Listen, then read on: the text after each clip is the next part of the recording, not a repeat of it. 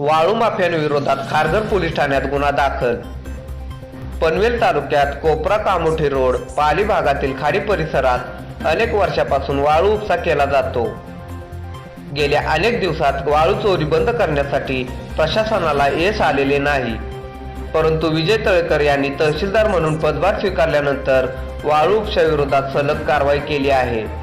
कारवाईत कोणी हाती लागले नसले तरी रोड पाली आणि कामोठे खाडी परिसरात जाणारा रस्ता खोदून वाळू उपसा बंद करण्याचा प्रयत्न महसूल विभागाने केला आहे।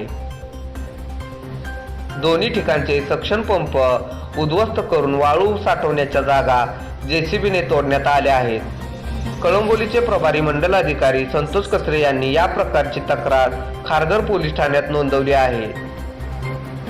पंचनामा न्यूजसाठी खारघर नवी मुंबई प्रतिनिधी सुरेश टी जाधव।